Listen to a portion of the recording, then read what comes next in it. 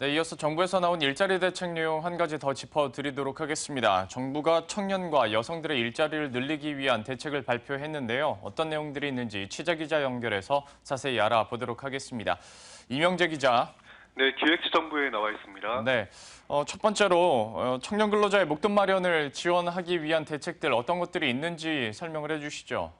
네, 정부가 청년들의 중소기업 취업과 근속을 위해서 청년 취업 내일 공제를 신설해 오는 7월부터 시행하기로 했습니다.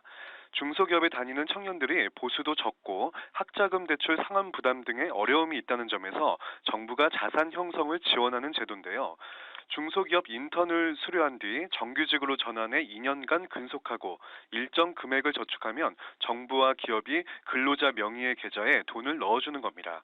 예를 들어 한 중소기업에 취직해 2년 동안 다닐 경우 정부가 주는 취업지원금 600만 원과 기업 납입금 300만 원, 자기 적립금 300만 원 등 총 1,200만 원이 쌓이는 구조입니다.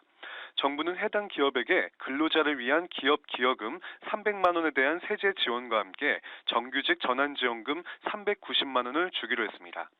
청년 채용의 날 행사도 신설해 상시적으로 개최합니다. 창조경제혁신센터에 있는 17개 고용존별로 정부가 실제 발굴한 기업 구인 수요와 구직자를 직접 매칭하는 방식인데요. 매달 1회씩 개최하며 매회마다 한두 개의 강소기업을 선정해 진행하는 등 연중 행사로 운영됩니다.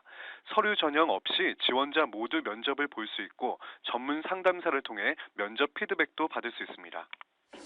이와 함께 여성의 경력 단절에 대한 문제들도 많이 나왔었는데요. 이와 관련해서는 어떤 대응책 마련을 했나요?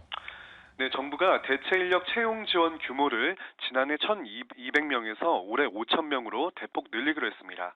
고용복지 플러스 센터를 중심으로 대체 인력 구직 정보를 통합 관리해 해당 기업이 필요 인력을 즉시 충원할 수 있도록 지원할 예정입니다.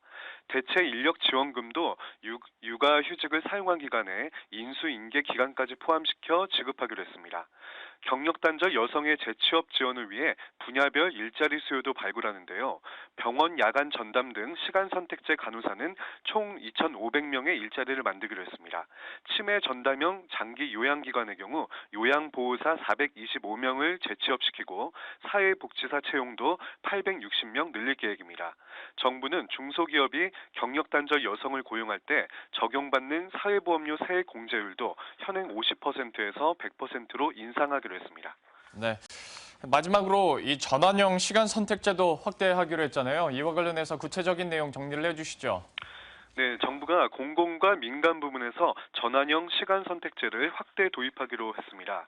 공공부문은 오는 2018년까지 모든 기관 정원의 1% 이상에 대해 전환형 시간 선택제를 도입합니다.